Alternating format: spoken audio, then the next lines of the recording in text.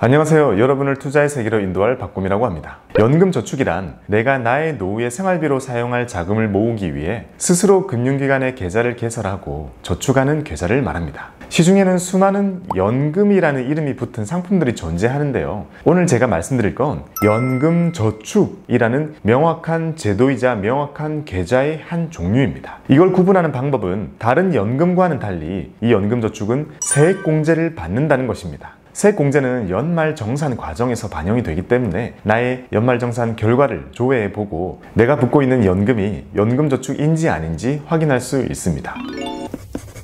대한민국 국민이라면 누구나 연금저축을 개설하실 수 있습니다. 나이 제한도 없고 소득 조건도 없습니다. 즉 주부님도 개설하실 수 있고 갓난 아기 이름으로도 개설할 수 있습니다. 그리고 누구나 1년 동안 최대 1,800만 원만큼 저축할 수 있는 한도를 가지고 있습니다. 우리는 이 1,800만 원을 쪼개고 쪼개서 여러 개의 연금저축을 여러 개의 금융기관에 개설할 수 있습니다. 예를 들면 A은행에 500만 원, B증권사에 1,000만 원, C보험사에 300만 원 이렇게 나눌 수 있죠. 이 한도는 1년 동안 그만큼 저축을 할 수 있다는 것이지 채워야 한다는 금액을 뜻하지 않기 때문에 너무 부담 갖지 마시고요. 한도는 넉넉히 설정해 두시면 좋습니다. 연금저축의 가장 큰 장점은 세액공제 혜택을 준다는 겁니다. 내가 나의 노후를 위해 내 돈을 직접 저축하는 거지만 스스로 이렇게 노후 준비를 하는 것을 장려하기 위해서 저축하는 금액의 13.2% 또는 16.5%의 세액공제 혜택을 줍니다. 연간 1,800만 원까지 저축을 할 수 있지만 세액공제를 받을 수 있는 한도는 연 400만 원까지입니다. 만 50세 이상이시면 한시적으로 600만 원까지 받으실 수 있고요. 이 400만 원의 한도가 다 차도 더 받을 수 있는 IRP라는 계좌가 따로 있는데요. 이건 다음 영상에서 소개해 드릴게요. 아무튼 세액공제에 대해 자세히 모르시더라도 내가 연말정산을 하는 직장인이라면 이렇게 기억해 두세요. 매년 1월 1일부터 12월 31일까지 내가 나의 연금저축에 저축을 한 금액이 다 자동으로 집계가 돼서 반영이 되니까 그 다음에 1, 2월에 바로 진행하는 연말정산 과정에서 그 내용을 확인할 수 있다고요. 나의 소득의 크기와 종류에 따라서 이만큼 세액공제를 받으실 수 있습니다. 하지만 혜택이 있는 곳에는 항상 페널티가 있죠. 연금저축에서는 세액공제를 받았던 돈들을 연금저축으로 다 쓰지 못하고 계좌를 해지하거나 다른 방식으로 출금을 하게 되면 16.5%의 기타 소득세를 부과하도록 되어 있습니다. 꼭 기억해 주세요.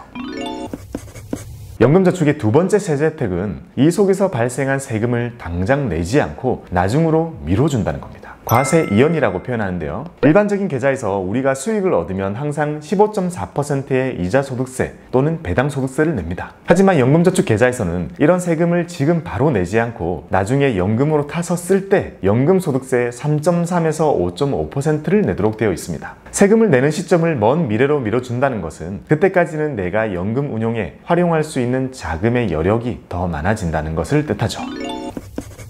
연금저축은 노후에 사용할 자금을 모으기 위해 아주 긴 기간 동안 저축을 하는 것이 보통입니다. 그래서 사람마다 다르겠지만 상당한 목돈이 모이는 경우도 많습니다. 그러니 이 속에 들어간 자금이 어떻게 운용되는지도 매우 중요하죠. 연금저축을 보험사에 개설하면 연금저축보험, 이 경우는 보험사에서 제공하는 이율대로 굴러가게 되고요. 은행과 증권사에 개설하면 연금저축펀드를 개설하시게 되고 이 연금저축펀드는 이름 그대로 펀드와 ETF로 저축금을 운용하게 됩니다. 물론 어떤 펀드와 ETF로 할지는 투자자 본인이 스스로 정할 수 있고요. 그러니 내가 어느 금융사에 개설했는지와 내가 그 속에서 어떤 상품을 선택했는지에 따라서 이 계좌 속의 자금의 크기가 천차만별로 서로 달라집니다. 그러니 저축을 꾸준히 잘하는 것도 중요하지만 수익이 잘 나서 잘 불어나도록 운용에 신경을 써주는 것도 매우 중요합니다.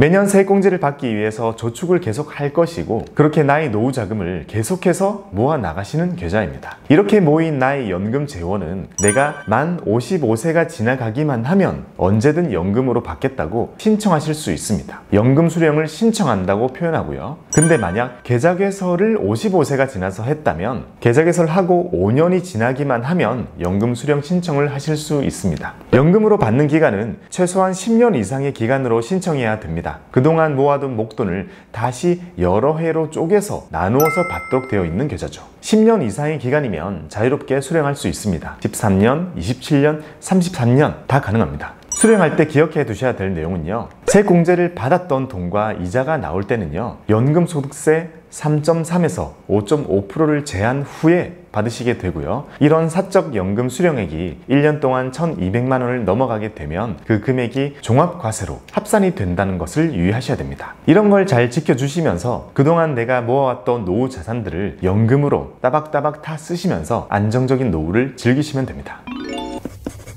지금까지 연금저축에 대해서 기본적인 내용들을 배워봤습니다. 여러분들의 성공적인 노후 준비를 기원합니다. 감사합니다.